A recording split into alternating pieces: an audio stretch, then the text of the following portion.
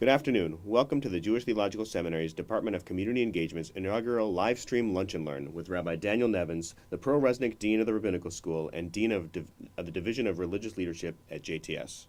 We're hosting this Lunch and Learn on our new site, learn.jtsa.edu, home to over 2,000 items of inspired Jewish learning, commentaries and classes, podcasts and articles that bring the Torah of JTS directly to your computer or mobile device. We invite you to come back and visit the site after today's program to explore. You can download the source sheet for today's program on learn.jtsa.edu/live and follow along as Rabbi Nevins teaches. Here's how to participate for today. You can type comments and questions into the chat box next to the video player. You can tweet using the JTS hashtag, JTSLive. And if you're watching on Facebook, you can use the comment box below the video player. But now, I turn it over to Rabbi Nevins, teaching us about Hanukkah. Thank you, Rabbi Wolf. And welcome to all of our visitors. It's a pleasure to learn Torah with you today on the third day of Hanukkah, and Hanukkah Sameach. Today we're going to be studying a text that was written by a Hasidic rabbi known to all as the Sfat Emet, or the Sfas Emes, who is Rabbi Yehuda Aryeh Leib. Rabbi Yehuda Aryeh Leib was born in 1847 in a town in Poland called Gur. He was raised by his grandfather because his parents died when he was young. His grandfather was Rabbi Isaac Meir Alter, the author of a book called Chidushei Harim, and he often cites his grandfather in his own writings. The Sfat Emet wrote many books. Some of them were commentaries on the Talmud, some on the codes of Jewish law, like the Shulchan Aruch, and others were commentaries on the Torah portion and on the Jewish festivals. All of his books, however, are called Sfat Emet, the language of truth, which was the final phrase that he used in the last of his books. The text we're going to look at now was written for the first night of Hanukkah. And he says, I'll be reading this in Hebrew and translating it phrase by phrase. Feel free to follow along in Hebrew or in English. Both the English translation on your sheets and the one that I'm about to do are mine. However, there may be some variations. He says, Avi zikni mori v'Rabbi, my father, my grandfather.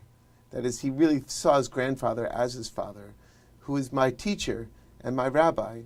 Zecher tzadik livracha l'chayei olamim. May the memory of the righteous be for a blessing forever and ever. Amar, Mashim mevarchim she'asa nisim al ri'iyat ner Chanukah. He said something interesting about the expression we have in the blessing. When we say she'asa nisim lavotenu, when we look at the actual menorah, we say as we look at the lights as they burn that you did miracles for our ancestors. Ki harat hanisim him bahanerot, because you can see the miracles when you look at the lights. Uve'emet katuv hanerot halalu kodesh hem. It's very true what we say after we light the Chanukiah, when we say, these lights are holy. That expression is probably familiar to those of you who have lit the Hanukkah candles, and after saying the blessings, we say, Hanerot halalu kodesh hem. That text is not in the Talmud, but it's in the minor tractate Sofrim in chapter 20. So he says, Nireh, it appears, ki me'achar shehaya hadlakat hamenorah bayamim elu al pines, af shelo haya shem livnei Yisrael adlik.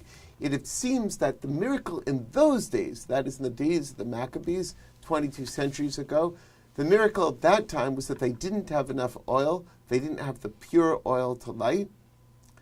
Imkin gam ata af she'en lanu menorah v'shemen tahor. We are actually in the same situation. Now you're going to say, wait a second, in my house we've got 5 menorahs, we've got tons of candles. True, but do you have the original menorah? Do you have the original oil that still bears the stamp of the high priest? Do you have pure oil? I don't think so. So in a way, in our own homes, we are reliving the same situation that our ancestors had 22 centuries ago. Just like them, we don't have adequate supplies. And just as they had a miracle in that their menorah burned for 8 days when they only had the 1 cruse of oil, so too we have the miracle that when we light our humble little Chanukiah, somehow it's going to relight the original lamp, or that's what he claims. Gamkin shayach hadlaka al pianes. Even today, we can say that it's a miracle that we are able to light the menorah. Me'achar shenesen ishar ledorot, because this miracle is good for all generations. Rak hakli lahadlaka hazo hu mitzvat hadlakat ner Hanukkah. Because you know what? When we light our own Chanukiah, we are in essence creating a vessel, a receptacle. And in doing this mitzvah, we are actually allowing something miraculous to happen. And he says, "Rak kli lahadlaka hazo hu mitzvat lahadlakat ner Hanukkah. Dichtiv ner mitzvah v'torah or." Because there is a verse, a famous verse in the book of Proverbs and Sefer Mishlei, which says that the lamp is a mitzvah, or rather a mitzvah is a lamp, and the Torah is the light. In other words, when you do a mitzvah, such as lighting the Chanukiah, what you've done is you've created a ner, you've created a lamp. Right? But the light for the lamp, the flame, is actually the Torah. He's sort of making a parallel to the idea of body and soul. You've got a body within which your soul resides. So too the mitzvot are physical entities within which the spiritual light of Torah can reside. Now let's look at the second paragraph. Kein ha-mitzvot neged ramach ivarim. So too, we think of the commandments, that is the positive commandments, as being like the number 248, which is the 248 limbs of the body. Our ancestors believed that there were 248 major parts of the body, and they said there is a positive mitzvah, a mitzvat aseh, for each limb of the body. They also saw 365 negative commandments, things that you are not supposed to do, like the days of the solar year. As the old Midrash says, every day of the year is saying, don't sin today. And every part of your body is saying, do a mitzvah with me. That's one way of remembering it. So the Ramach Ivarim, the 248 limbs, together with the two commandments to respect God and to love God, add up to the number 250.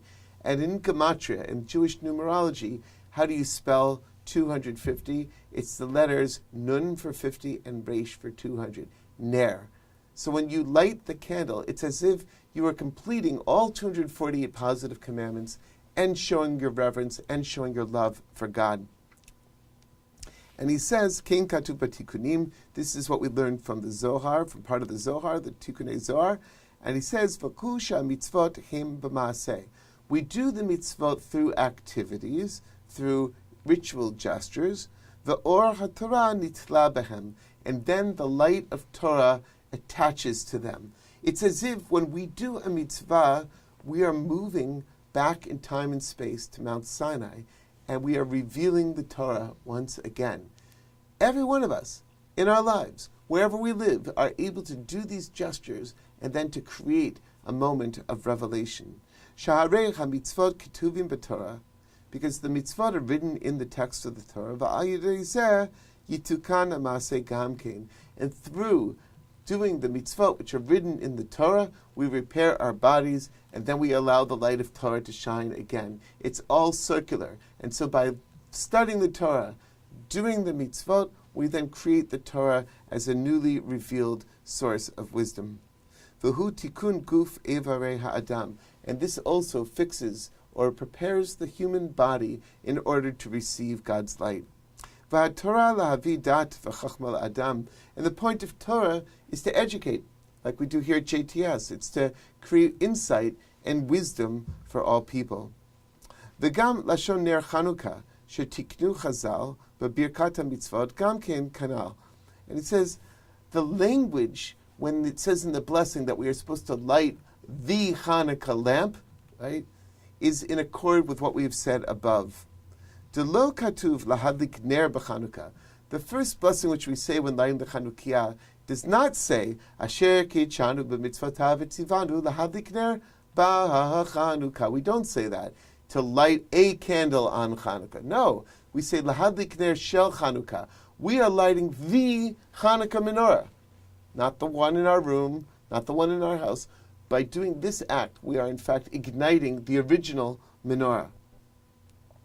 Okay, and he says, Rak sheyesh ner Hanukkah, because there is one original Hanukkah lamp. Va'al yidei kiyum hamitzvah, Madlikim zeh aner hayadua. And when we do this humble mitzvah in our own homes, in our own private space, we are in fact lighting that known, that original menorah. Uve emet. And in truth, halo hamishkan niknaz. Was not the tabernacle hidden away? V'chein ha-menorah. Was not the menorah also hidden away? If you've gone to Rome, perhaps you've seen Titus's arch. You can even see the bas-relief sculpture that shows the Israelites taken in slaves after the destruction of the temple in the year 70 CE. Titus brought them back to Rome as slaves, and they carried with them the menorah. Where is it now? Maybe it was melted down and used to build the Colosseum. That's one theory. But another theory is that it was hidden somewhere deep under Rome, maybe in the Vatican even. So the menorah was hidden away, and according to the Sfat Emet, it still exists, and it is still reflecting the light of people who light their own menorah. V'im kein bayamim ha'elu sha'ita adlaka az al pines gam ata hidoleket. And just like in those days, when they lit the candle, they had a miracle. When they lit the menorah, so too we have a miracle. When we light the menorah, we light the original menorah, not just our own Chanukiah. Okay, let's look at the third little section. It says, Uke'en zeh amar avi adoni zikni, and just like this, said my master, my father, my grandfather, Mori Rabbi, my teacher, my rabbi, may his memory be for blessing, al ner ma'arvi kevan shodolek banes. Now, in the original temple, they had, of course, the 7-branch menorah, not the 8-branched Chanukiah. So let's pretend that what I've got behind me is the original 7-branch. And instead of these two middle, let's pretend that this one, the shamash, is sitting right in the middle. There's a debate, actually, in the Talmud, in Menachot, about whether it was originally oriented from north to south or east to west. According to Rava, in the Babylonian Talmud tractate Shabbat, we've got the idea that the western light was lit by a miracle. Now, what they seem to have meant was this. They used the western light the way we do as a shamash, and they lit it first, and then they lit all the other lights from it, and then they put it back, and it burned the longest. Now, that was a miracle because there wasn't any more oil in the western light than there was in the others. And yet there was this miracle every day in the temple when it was lit. According to Rashi there in Masechet Shabbat, the western light was called western because the menorah was on a north-south axis. It was the middle light. Its wick was pointed to the west. All the other wicks were pointed towards it. So the northern wicks were pointing south, southern wicks were pointing north, and so too all the lights were pointing toward that visible space. And there was this idea that they have in the Talmud that the Shekhinah, that God's presence, is in the west. And so all of these lights were lit in order to testify to God's presence. And so, too, when we light the menorah, we are remembering that miracle, that the western light would burn the longest. Okay, back to our text.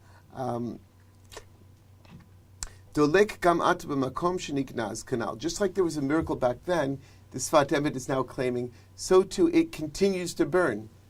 I think he's saying this. It was a miracle for that lamp to last a little longer. I don't know, 2 minutes longer? A little longer.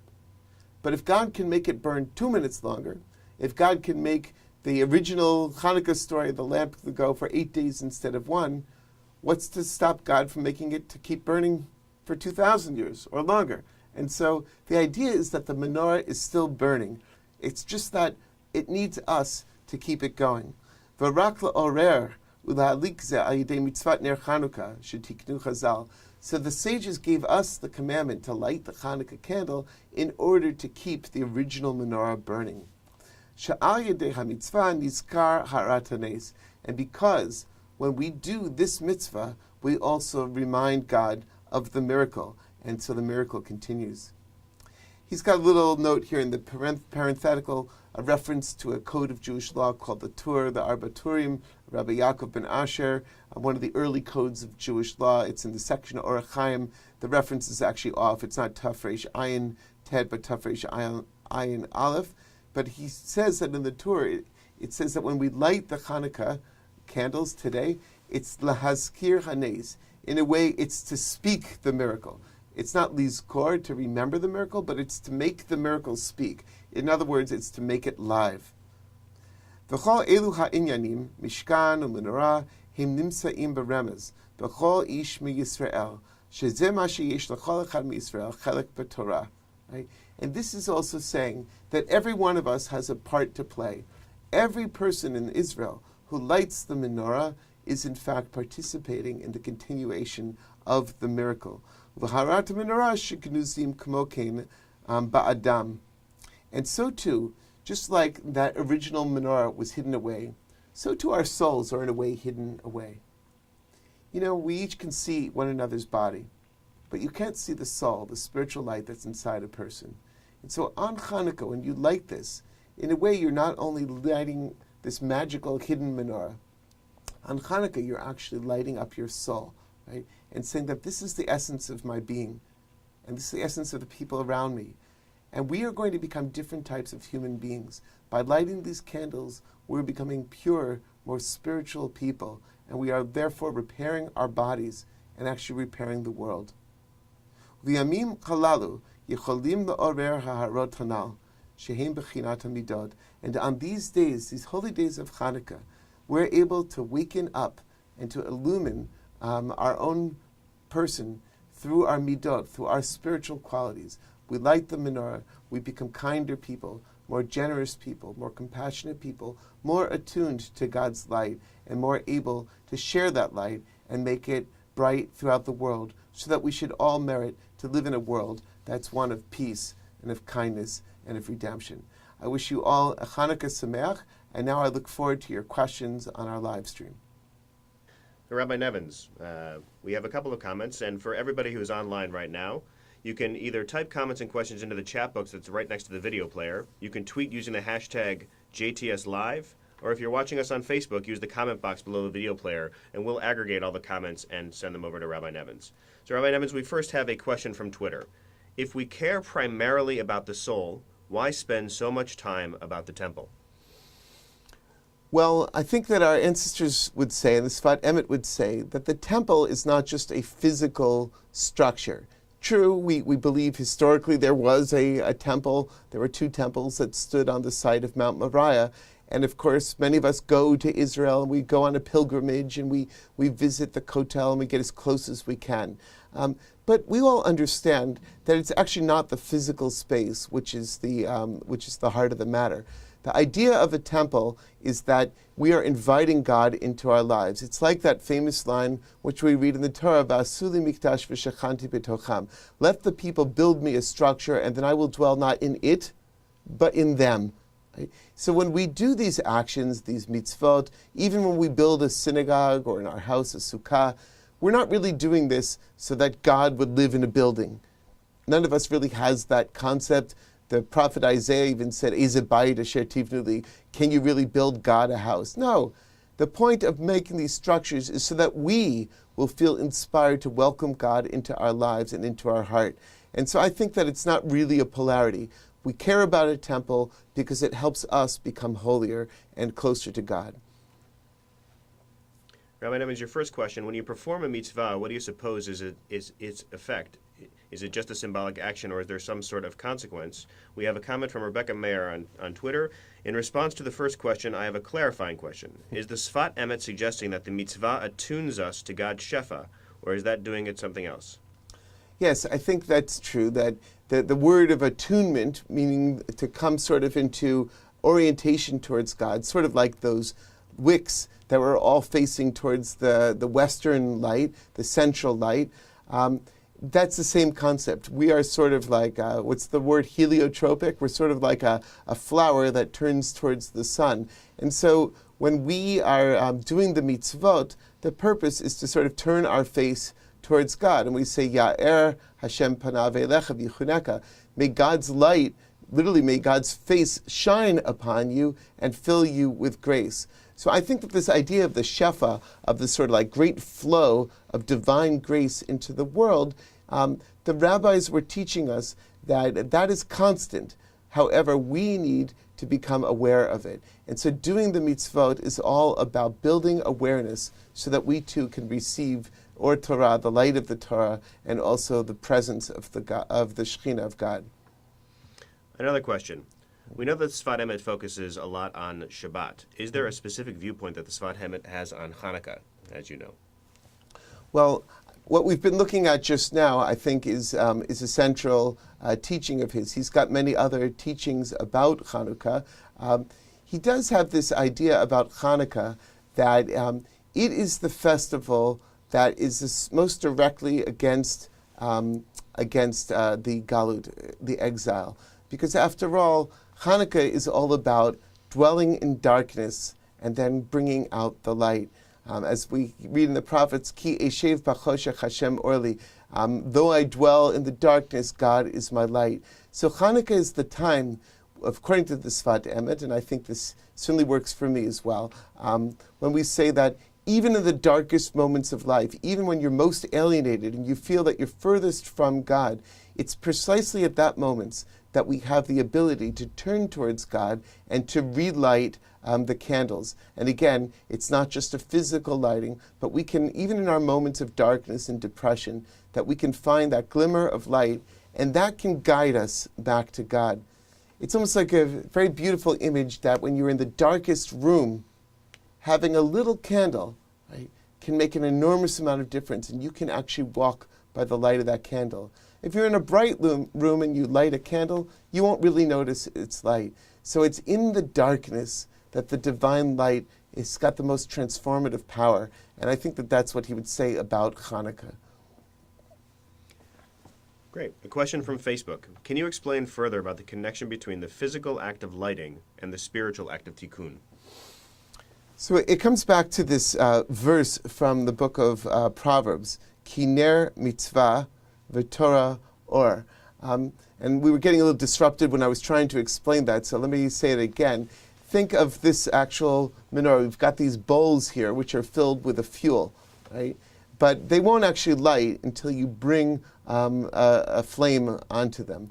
And so too, your body, when you go through these gestures, right, your body will not become repaired until the light of Torah comes. And it's like we are making ourselves into a vessel for God's light, but we're waiting for God to light that flame for us. And so I think that what's going on here is that we are doing the work of preparation so that we're almost like, here I am, God, I'm waiting for you, I've prepared myself the best I can.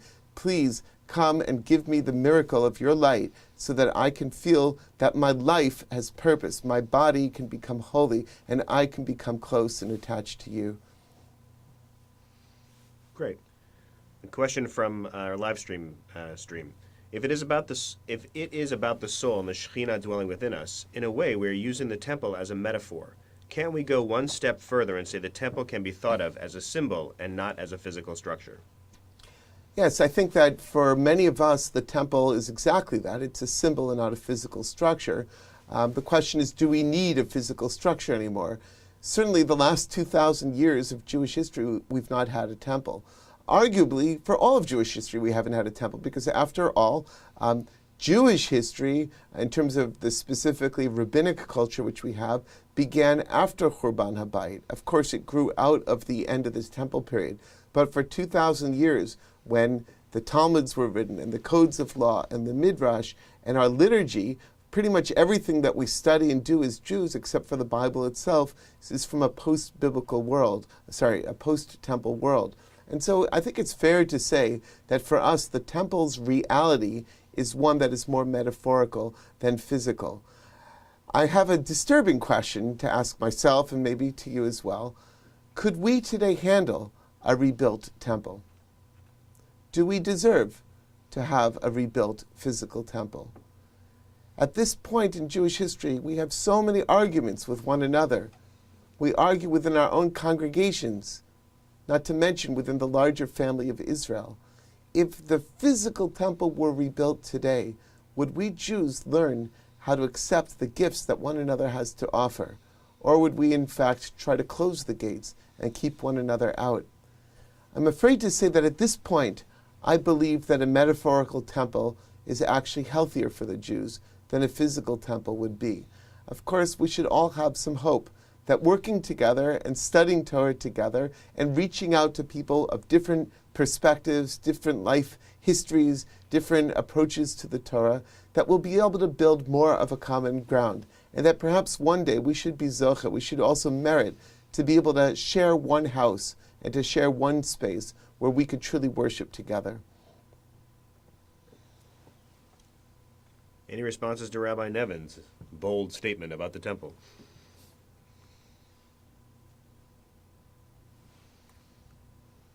All right. So on that note, I want to thank Rabbi Nevins for your Torah today and invite you all to participate in our next live stream Lunch and Learn, which will hopefully have fewer technical difficulties, on Tuesday, January 15th from 12:30 to 1:30 Eastern Time at learn.jtsa.edu/live. Also, I invite you again to explore the resources that we have available on learn.jtsa.edu and stay up to date with everything going on at the seminary by following us on Facebook and on Twitter at JTS Voice, and also visit jtsa.edu to sign up for our emails. Chag Sameach to everybody. Chag Urim Sameach. Happy Hanukkah. Thank you, Rabbi Nevins. Thank you. And good Chag afternoon. Sameach.